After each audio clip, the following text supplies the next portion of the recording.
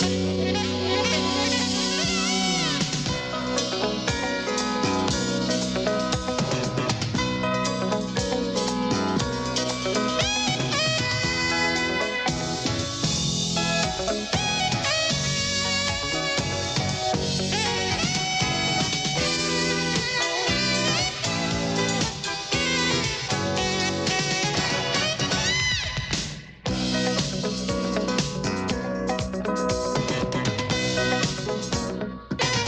did you write it for? You are following me. All is destiny. Either way, it's weird. Very weird. Val Kilmer in disguise there is Simon Templar, the gentleman crook called the Saint. And Elizabeth Shue, she's really smart. She's found out the secret of cold fusion, an alternative energy source in the Saint. One of 5 new movies we'll review this week on Siskel and Ebert. I'm Gene Siskel of the Chicago Tribune. And I'm Roger Ebert of the Chicago Sun-Times. The Saint is a movie in the tradition of James Bond. That's pretty good, that Elizabeth Shue. She's smart, isn't she? Yeah. But this movie does not have the same level of quality control. It's a spy thriller with a lone wolf hero, a sexy girl, international locations, and a villain with a master plan. But it's also a romance and a comedy, and it's not real good at any of those things. Val Kilmer stars as the Saint, and in this scene he's in disguise again as he deals with a Russian kingpin and his son who want him to steal the secret of cold fusion. Who runs this thief? CIA? MI6? Libya? He's not a race car. Nobody runs him. He's an independent contractor. Good. Then no one will mind if I kill him. The movie makes good use of Russian locations, including Red Square, and its story about a former communist boss who hopes to seize power by controlling the sources of energy. Friends, countrymen, Russians!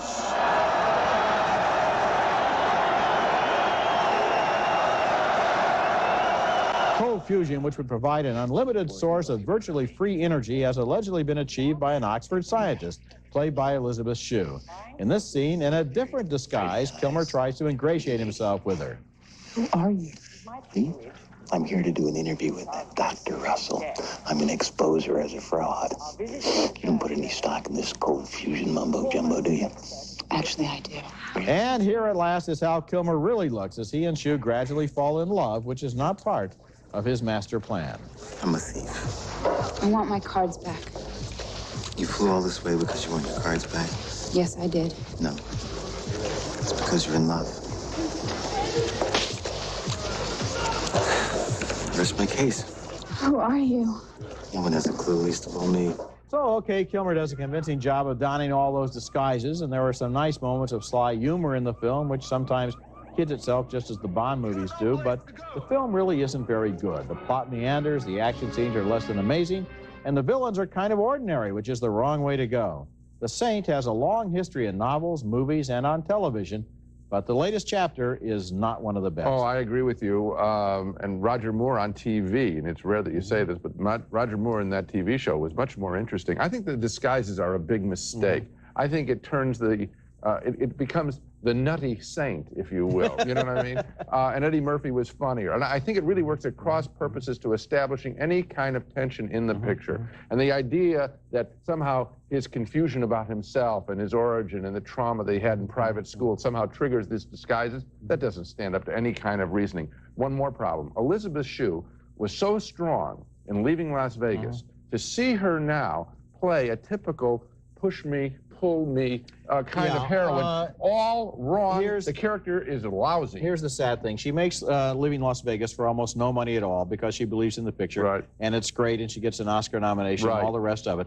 Then, because of her fame, she gets offered this big role in this big picture, and of course her agent probably says, take it, and she doesn't realize, in a way, unfortunately, it's the wrong career move. Absolutely. She's a lot better than this role, and they have no chemistry together. Okay, next movie, and our next film is Inventing the Abbotts, a very strange and unsatisfying, I think, teenage romance set in a small Illinois town in the 1950s, following the anger and passions of the Holts, a couple of working-class brothers, and one brother's fixation on the richest family in town, the Abbotts, and their 3 beautiful daughters. Here, that angry brother named Jason, played by Billy Crudup, talks with the middle Abbott daughter, played by Jennifer Connelly. I just do things. I let other people figure them out. That's what parents are for. They're really good at doing all the thinking, so Why should I? I think this is called the silent treatment. I get enough of it from my father. Later still, J.C. romances the oldest Abbott daughter, played by the exciting young actress Joanna Going. I'm married. Besides, I'm 2 years older than you.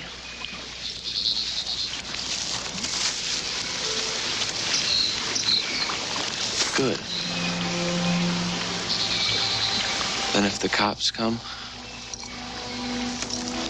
we can just tell them you bought the beer. As for the other brother, the younger one, named Doug, played by Joaquin Phoenix, he's drawn to the youngest Abbott daughter, played by Liv Tyler. How come you never asked me out? What for? For like a date, blockhead. Because I see you all the time. I don't mean just hanging out. Come on. Scared of me or something? Hell no. Of course, there's a showdown between the wealthy Mr. Abbott, who married into his money, and the angry J.C. Holt. I know all there is to know about screwing your way into a wealthy family. And I'll never let you screw your way into mine.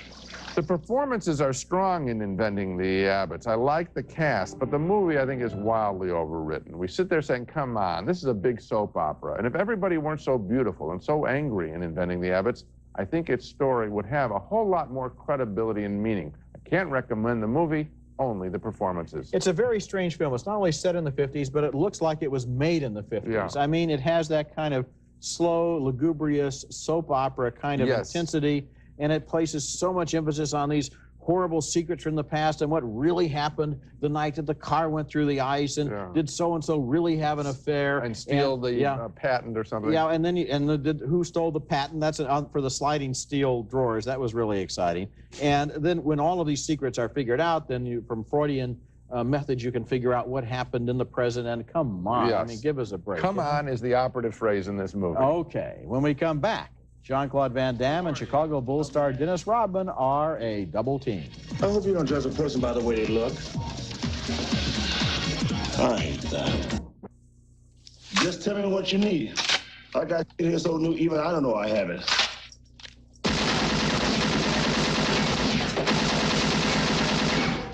Offense gets the glory. But defense wins the game. An anti-terrorist operative played by Jean-Claude Van Damme needs help in Antwerp, and he gets it from a weird arms dealer and party boy named Yaz, played there by NBA star Dennis Rodman, in a scene from the new thriller Double Team. Van Damme's assignment is to track down a terrorist played by Mickey Rourke, and the trail leads to a Dutch amusement park where Rourke's plans for an outing with his young son are interrupted by an ambush.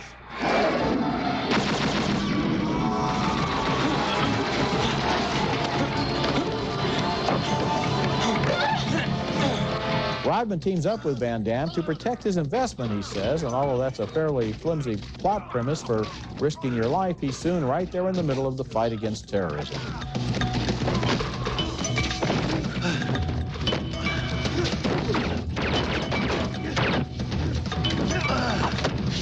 He's up! He's in! It wouldn't be a Van Damme picture without karate, and this one is directed by Sui Hark of Hong Kong, director of the famous Chinese ghost story movies. The action scenes are well handled.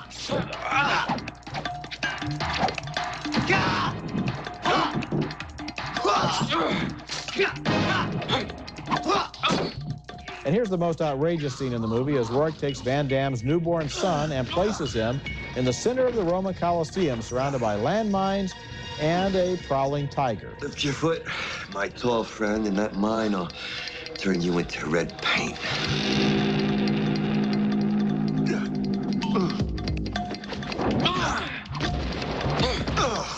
Double Team is the kind of movie you can't think about for 1 second. Basically, it's just an excuse to team up an action star and a basketball star and put them in some absurd situations with lots of explosions and special effects. It's not a good movie, but at a certain level, it gets the job done. Can Rodman act? Let's put it this way. The script calls for him to play himself, and he does an adequate job. Is the movie worth seeing? Not at first-run prices. Well, for me, not at second-run prices either. I didn't like the picture. I think the thing people are probably most interested in is, can he act? Yeah. He is given one-liners to start out, which is sensible for a picture. But then the one-liners we're out there welcome. There are a lot of, you know, NBA stuff. Defense wins the games. I don't play for the bad boys. You know, my favorite, he throws a skull at a detonator and misses and says, air ball. Yeah, I mean, some of that, the first one or two, but then they should cut it out. And the other thing is, I also would have liked to see him drop his shades for a while. And he does late, but I think too late. I think he is charming in a slight way in this picture, and he could do more, and he probably will get a chance to do more. Yeah. And this film uses him more as a stunt or as a freak in a way that he is beyond. And so that's my review. Yeah, and the picture is a joke. Van Damme only has one-liners, too. In fact, what they're doing here, obviously, is keeping the dialogue to a complete minimum, and because you have a non-actor and a guy with a foreign accent, and what you want to do is get it dubbed as quickly as possible and open it in China. But I've given positive reviews to a couple of Van Damme. Oh, yeah, Van Damme makes some decent movies. This isn't it. And I think you credited the director. I thought the problem was there was nonstop action to the point that it exhausted me. I thought the lion and the landmines and the baby, and that was kind of interesting. Oh, I just saw so much broken glass, so many cars, I just was tired by the time we got around to that. Coming up next, Bette Midler and Dennis Farina play a divorced couple who give their relationship one more chance in the romantic comedy, That Old Feeling.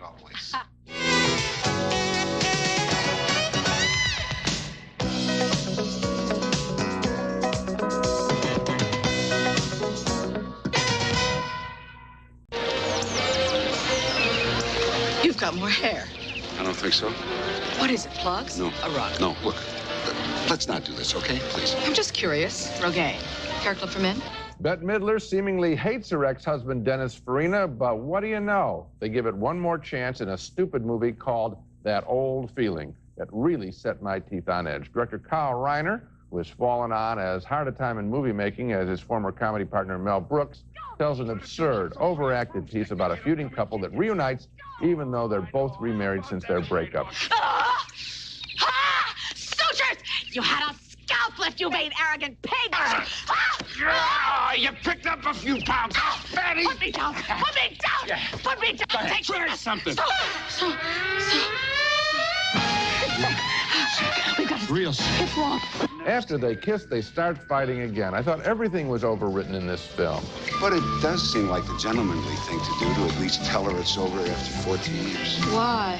You were with me, 12, and you went straight to Fiji with her, and you never came back. Yes, well, that was after I found Alan luxuriating in my bathroom. Oh, no, I beg your pardon. Their daughter has similar misgivings and changes of heart about the man she's just married. In this scene, she struggles with her attraction to a young tabloid photographer.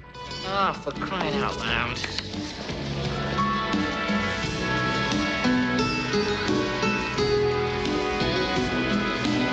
Just wait. Just wait. And naturally, they fall in love. That Old Feeling has some of the same surface elements as a surprise smash hit romantic comedy, Sleepless in Seattle, the vintage songs by Louis Armstrong, the off and on again love affairs, but this script is just junk by comparison. It follows the formula of feud and make up. You'll figure that out in 5 minutes and start hating That Old Feeling. I know I did. The only thing I liked about the movie was David Rashi's dialogue as the self-help guru. That was kind of funny, but come on, the rest of this movie, these are attractive actors. They deserve better material than this. Oh, There's one scene where the paparazzi and the bride are locked in a hotel room and they try to attract attention by throwing fruit. Yeah. And some cops see the fruit and ignore it, which is not a big joke, but I guess it's the joke, but the scene doesn't stop there. They just keep throwing the rest of the fruit over, like a Letterman show where he's dumping watermelons off of towers. You're faulting the director, Kyle Reiner. Yes, I am. Okay, yes. When we come back, two comic book artists fall into a very unconventional love affair in Chasing Amy. Well, it's all about marketing. Over or underweight guys that don't get laid. They're our bread and butter. And now, at last, we come to what at least I think is the only good movie on this week's show. It's called Chasing Amy, and it was written and directed by Kevin Smith, who made a name for himself a few years ago with a very low-budget comedy named Clerks that was well-written and very funny. Then he made Mallrats, a film so bad that Smith actually apologized for it. Now he's back with Chasing Amy, which is a terrific film, well-written, well-acted, about a love affair that forces a comic book artist to question all of his ideas about himself. Here's an early scene where the artist, played by Ben Affleck, runs into a woman he met at a comic book convention. She's played by Joy Lauren Adams, and she writes comic books too. And at this point, what he doesn't know is she's a lesbian. What, you're saying you're from the burbs? Middletown, New Jersey. Get out of here! I'm from Highland. I know, Hooper told me. How is we never ran into one another?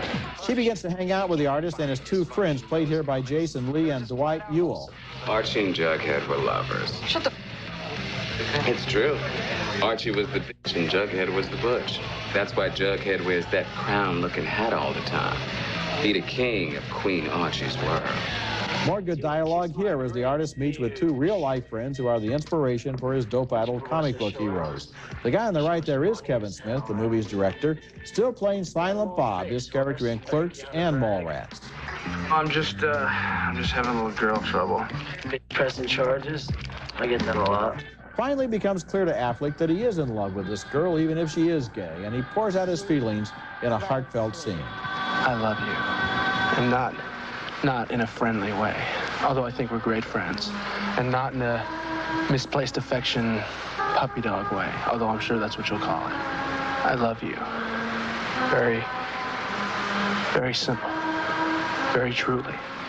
You are the epitome of everything I have ever looked for in another human being. And I know that you think of me as just a friend, and crossing that line is the furthest thing from an option you would ever consider, but I had to say it. Chasing Amy is a smart, funny, and surprisingly moving film, and it deals honestly with issues of sexuality with more wisdom and insight than you would even remotely expect from a film based in this slacker comic book doper milieu. Listening to these people talk, you realize that most movie characters are operating at 1/4 speed. The way the movie pulls together all of its plot points in a great final scene is very well handled, and Chasing Amy is more evidence that Kevin Smith is an original and promising talent. I think so too, and you know, these are the buzzwords that we've been saying week after week. Intelligent, sounds like people actually talking. I would ask the screenwriters out in Hollywood who's missed this time after time, does this sound like anybody you have ever heard talking? And maybe they ought to go see Chasing Amy and hear what natural speech sounds like. I can't believe they don't hear it in their real lives. They don't reflect it in their movies. Well, you take the opening scene of this movie. I don't know anything about, I don't care about comic books that much, but I found this fascinating because it was about what they really do and how they feel about it, and he's getting on the other guy's nerves. And when you hear that dialogue, you think about that old feeling, which doesn't have nothing. 6 lines in it that anyone would ever say under any circumstances. The test, I'm so glad that Fargo won, to go back, I'm so glad that Fargo, and a picture like this, won for Best Original Screenplay. These are the films, these scripts must be studied by people in Hollywood. They're on another planet. They're on another planet. Coming up next, our video pick of the week, a better romance than either Inventing the Abbotts or That Old Feeling. I guess that's not much of a compliment, but this one is a fine film. It stars a recent Oscar. My video pick this week is The Horseman on the Roof, a 1995 French epic romance that was said to be the most expensive film ever made in France at the time, telling the 19th century story of an Italian patriot who escapes to France away from Austrian invaders in Italy. There he is smitten by the beautiful wife of a French nobleman, played by the Oscar winner, Juliette Binoche, the nurse in The English Patient. Vous ne pouvez pas rester ici, dans cette ville. Vous êtes seule et en plus vous ouvrez votre porte à des inconnus. Vous êtes très imprudente. Vous trouvez? It's the scale and the sweep of The Horseman on the Roof that is so appealing. A real throwback to films like Dr. Zhivago, as Binoche ventures into cholera-plagued villages to find her missing husband. Olivier Martinez, as the Italian patriot, accompanies her, and they gradually begin to realize their own attraction to one another. Pourquoi êtes-vous resté avec moi? J'aurais pu vous donner la mort aussi bien que n'importe qui. Je dormais dans votre manteau. Le choléra me craint comme la peste. The Horseman on the Roof is now out on videotape and Laserdisc. It's a film that cries out to be seen in a movie theater, but better on video than not at all. The Horseman on the Roof, my video pick of the week. Now let's recap the movies we reviewed on this show. 2 thumbs down for The Saint, the meandering romantic thriller starring Val Kilmer with about a half dozen too many disguises. 2 thumbs down on Inventing the Abbotts, about working-class brothers vying for the affections of 3 wealthy sisters. 2 thumbs down for Dennis Rodman's starring film debut opposite Jean-Claude Van Damme in Double Team, but Dennis does have a future as an actor. 2 more thumbs down, way down, for the preposterous That Old Feeling, with couples feuding and then making up like clockwork. And finally, 2 thumbs up for Chasing Amy, the affecting story of a young artist pursuing a love affair with a gay woman. You've got it. And Chasing Amy is opening, I guess, in New York, and they're moving out across the country, and that's the way to do it. Sometimes they put these movies in 2,000 theaters, and they haven't yet gotten the word out about why people should want to seek out this movie. That's it for this week. Next week, we'll be back with reviews of more new movies, including Anaconda, starring Jennifer Lopez and John Voight, deep in the Amazon jungle with a 40-foot snake. Also, Paradise Road, starring Glenn Close and Oscar winner Frances McDormand. World War II Prisoners of War. That's next week. Until then, the balcony is closed. Static Guard stops clothing cling anywhere. Spray every day on skirts, pants, and in coats to eliminate cling. Static Guard, the static stopper. Rich, buttery toffee, wrapped in smooth milk chocolate. Isn't it time you had a Heath bar? Have a Heath. You have a 30-year mortgage. So shouldn't you have a 30-year faucet? Moen. Buy it for looks. Buy it for life. One loan, one payment each month, and nothing more. With a combo loan from the Money Store, you can refinance your mortgage and consolidate your bills. Call 1-800-LOAN-YES.